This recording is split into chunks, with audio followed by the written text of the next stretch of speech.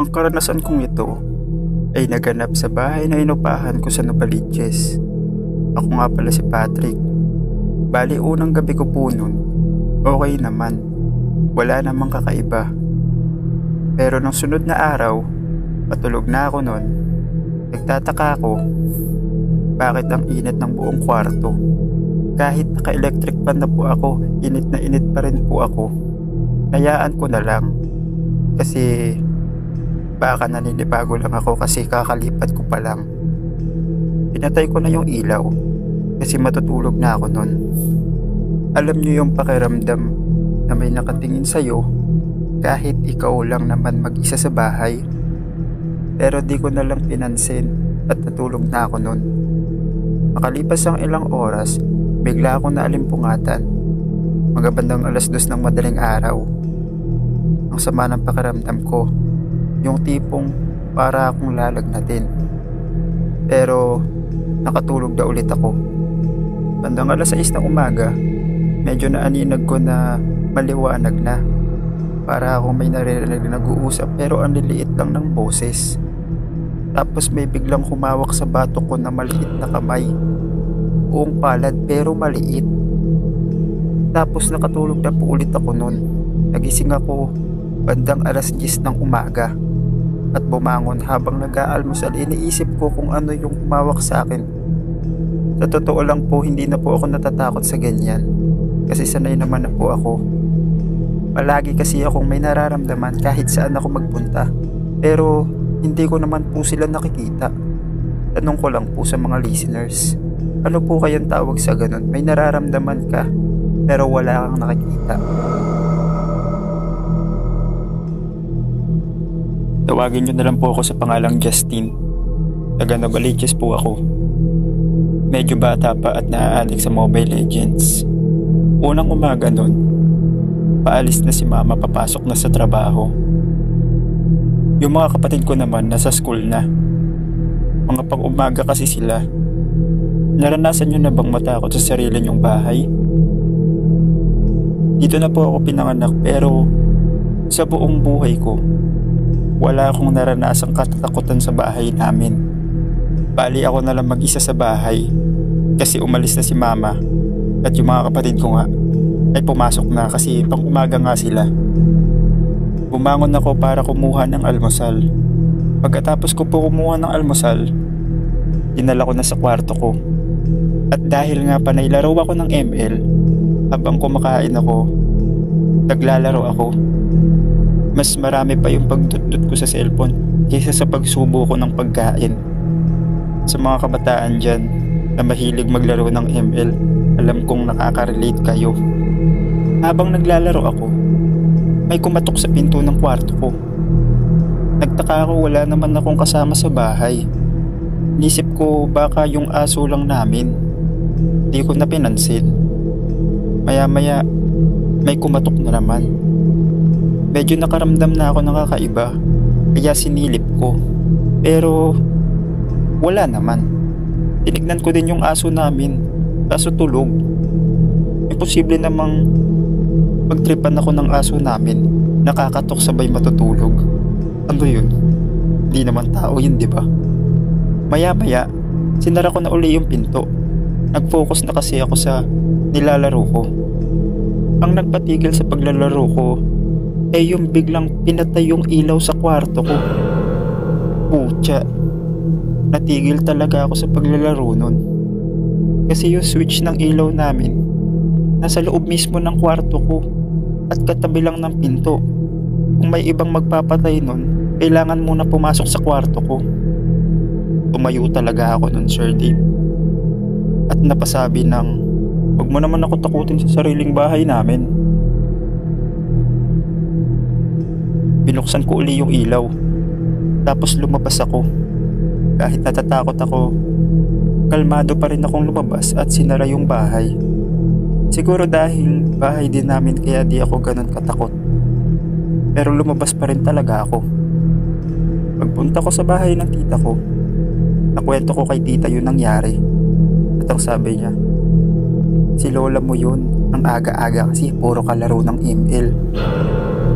Pagkatapos nun, Sir Dave, Nantay ko na lang na makauwi yung mga kapatid ko galing school para may kasama na ako sa bahay. Ang pangalan ko ay Mac.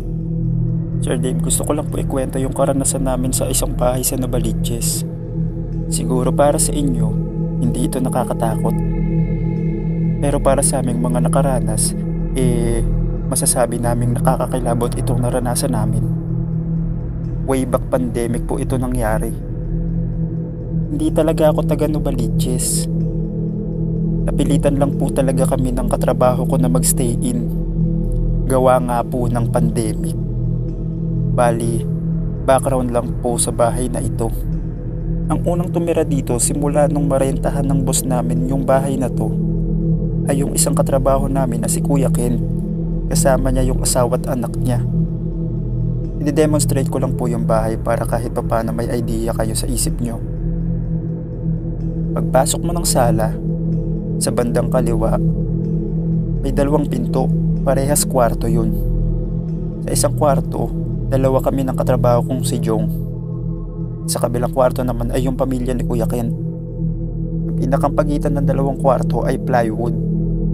Kahit anong kaluskos o kalabog mula sa kabilang kwarto ay rinig sa kwarto namin. Linggo nun, walang pasok at pahinga kaming 2 ni Jong.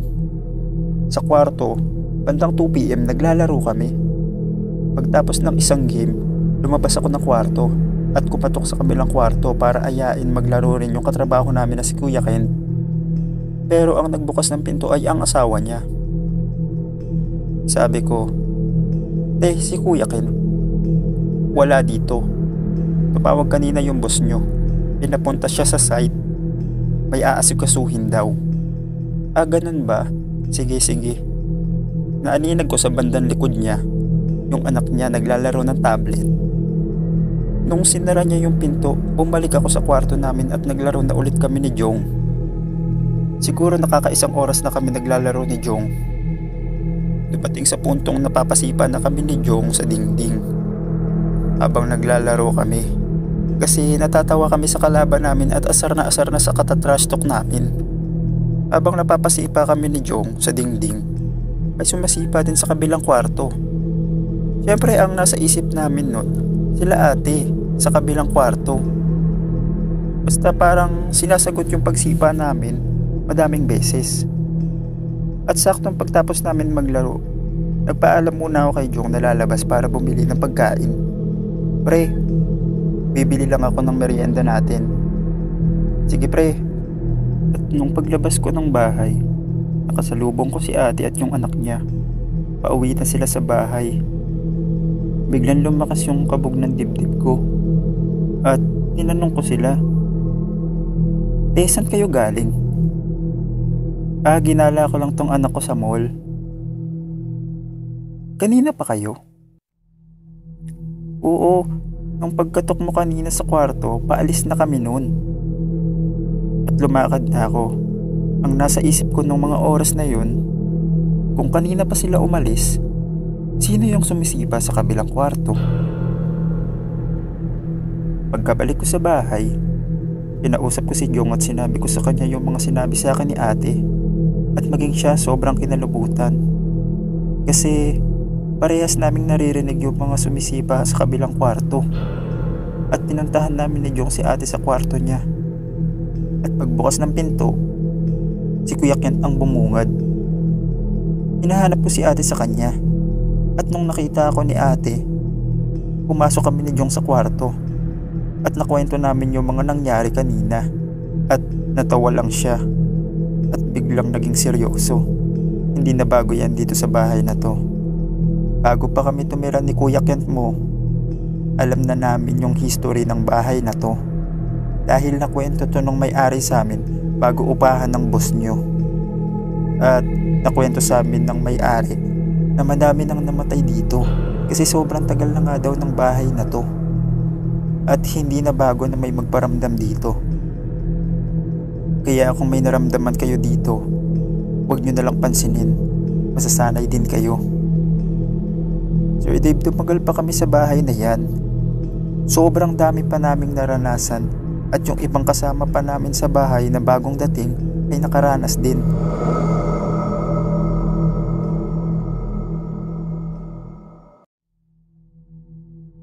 Ako si Fred. Gusto ko lang ibahagi yung karanasan ko sa bahay ng tito ko. Taga Novaliches po sila. Taong 2005 po ito nangyari. Taga Pasay po ako.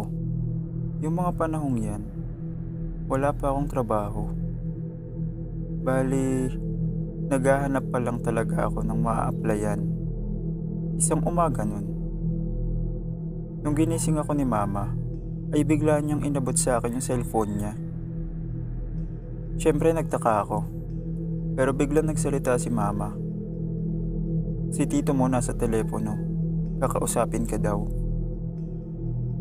Nagulat ako. Nasa linya pala ng telepono si tito. Kaya tinanong ko si tito kung bakit. Kamusta Fred? Si tito mo to. Di ba wala ka pa namang trabaho ngayon?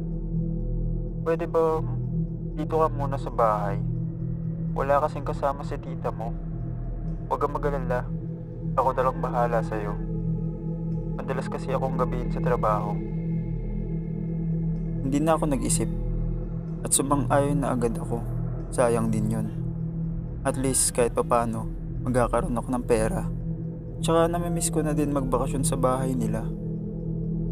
Kinabukasan, paggising ko, naggayak na agad ako para makaalis na. Makalipas ang ilang oras ng biyahe, nakarating na ako sa street nila tito. Siguro 2 kanto na lang bago yung bahay nila. May nakita kong isang matandang babae at nakasalubong ko ito. Nung malapit na ako sa kanya, bigla akong may naamoy na ang baho na parang nabubulok. Nung tinignan ko naman yung matanda, maayos naman siya. Malinis na hindi mo mababakasan ng dumi sa katawan.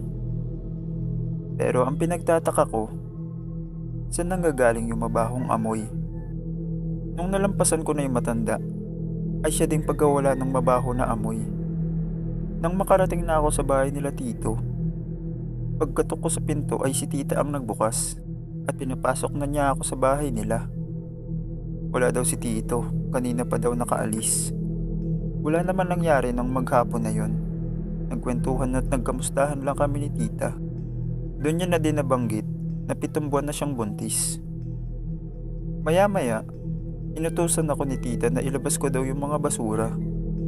Nung paglabas ko, nakita ko na naman yung matandang babae. Nakatayo siya sa may kanto at nakatanaw sa bahay nila tita. Hindi ko na lang pinansin at pumasok na uli ako sa bahay. Kinagabihan, nag-text si tito na gagabihin daw siya ng uwi. Siguro mga bandang 9:00 na nun. Inutusan ako ni tita na kunin ko daw yung asin. Siyempre, nagtaka ako. Anong gagawin ni tita sa asin? Tapos naman na kaming kumain. Nung iaabot ko na kay tita yung asin, hindi niya kinuha. Bagkus ay inutusan niya akong lagyan ko daw ng asin yung mga bintana. Pagkatapos ko malagay yung asin, nagulat na lang kami ni tita nang biglang may narinig kaming parang naglalakad sa bubungan. Hindi mo namang masasabing pusa lang yun. Kasi yung yabag ng paa, ang bibigat, parang sa tao lang gagaling. Biglang inaya na ako ni tita, pumunta na daw kami sa kwarto nila. Doon daw muna ako hanggang makauwi si tito. Medyo naguguluhan na ako sa mga nangyayari. Nagpalagay ng asin si tita sa bintana at may mga mabibigat na yabag sa bubong. Maya-maya, may kumatok sa pintuan, kasabay ng pagkawala ng mga yabag. Nung lalabas na sana ako ng kwarto para buksan yung pinto, pinigilan ako ni tita at biglang kinuha yung cellphone niya. Tinawagan niya si tito at tinanong kung nasa labas na ba ito at sumagot naman ito na nasa labas na nga daw siya. Puntahan ko na daw at pagbuksan ko ng pinto. Pagpasok ni tito, wala naman nang nangyari ng buong gabi na yon. Kinabukasan, naisipan kong lumabas ng bahay. Total, wala namang pasok si tito noon kasi weekend. Kaya pwede akong lumabas kasi may kasama naman si tita sa bahay. Nung makalabas na ako ng bahay, Nakita ko na naman yung matanda. Kung saan ko siya nakita kahapon. Nakatitig pa rin siya sa bahay nila tito. Nung malapit na ako sa kanya, kasi doon din ako dadaan kung nasan siya, bigla siyang umalis. Pagdaan ko sa mismong pwesto ng matanda, sa kahabaan ng daan na tinahak niya, ay wala na ito doon agad. Nagtaka ako, ang bilis naman niya mawala. Tsaka wala namang ibang daan doon na pwede niyang matagusan. Kasi isang diretso lang yun. Isa pa, sa tanda niyang yun, imposible namang makarating agad siya ng ganun kabilis sa dulo ng kalsadang yun. Nagpatuloy na ako sa paglalakad ko at hindi ko na lang pinansin. Nung makauwi na ako sa bahay, nadatnan ko si tito na may hinahasang itak na medyo kinakalawang na. At tinanong ko siya kung para saan yan. Sabi niya lang nun, mamaya ako ikukwento sa'yo pagtapos ko dito. Kinagabihan, habang nanonood sila tito at tita ng TV sa sala, medyo nasa bandang bintana sila nakapwesto. Kasi po, nandun yung sopa, Sir Dave. Galing ako nun sa may kusina. Kasi katatapos ko lang maghugas ng plato. Pagdating ko sa sala, may nakita akong kamay na galing sa bintana na umaabot kay tita. Tapos sinabi ko kay tito yung nakita ko. Tito, may kamay po. Nakatulala lang ako nung nakita ko yun. Paglingon ni tito sa bintana, siyang bilis din ng pagkawala ng kamay. Sabay pinatayo niya si tita at sinara yung bintana. Inaya niya na nun si tita na pumunta na sila sa kwarto nila. Pero bago pa sila pumunta, kinuha niya yung itak na hinasa niya nung umaga. Sinabihan ako ni tita na doon na din daw ako matulog sa kwarto nila. Pagpasok namin sa kwarto, tinanong ako ni tito kung ano daw ba yung nakita ko sa bintana. Sabi ko, kamay na maitim na may mahabang mga balahibo at may mga mahaba ding mga matutulis na kuko. Sabi ni tito nun. Maging alerto daw ako. Pag may marinig o maramdaman daw akong kakaiba, ay sabihin ko daw agad sa kanya. Nakaidlip na ako nun. Nang bigla akong magising ng mga bandang hating gabi. Kasi parang may naririnig akong parang kumukot-kot sa may bubong. Pero di ko na lang pinansin. Kasi antok pa ako nun. Maya-maya, nakatulog ulit ako. Siguro ilang minuto ang lumipas. Nagising na naman ako kasi naiihi ako. Nung babangon na ako, parang may napansin akong itim na sinulid na galing sa bubong.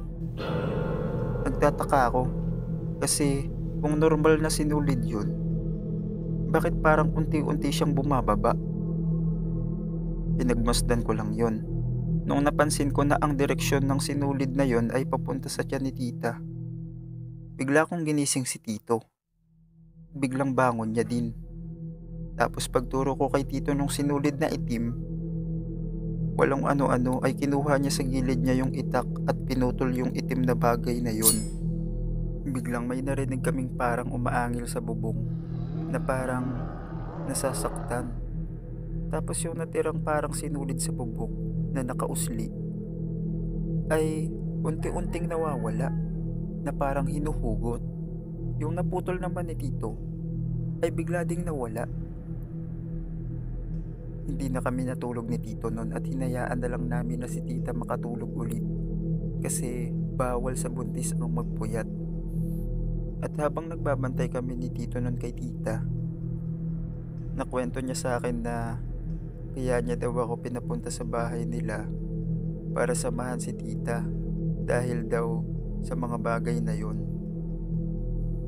Kaya daw naglalagay sila ng asin sa mga bintana at kaya daw palagi niyang hinahasa yung itak niya dahil nung nakaraan pa sila nakakaramdam na parang may umaalingid sa bahay nila, lalo na paggabi. Inaumagahan nun, nung lalabas sana ako ng bahay, nakita ko na naman yung matanda. Pero tila parang may iniinda ito sa kanyang bibig. Hindi siya nakatingin sa bahay, kundi nakatitig sa akin ng masama. Bigla akong nakaramdam ng takot at biglang bumalik sa loob ng bahay. Napag-isip-isip ko na baka yung matanda talaga na yun yung aswang. Kasi nung nakaraan ko pa nakikitang nakatitig sa bahay. Sinabi ko ito kay Tito at bigla siyang lumabas. Pero paglabas niya, wala naman daw. Nung sumunod na mga araw, wala naman na kaming naramdamang kakaiba. Hindi ko na din nakita yung matanda. At lumipas pa ang ilang mga buwan, nanganak na si Tita. Sir Dave, babae po ang naging anak nila ni Tito. At malaki na siya ngayon.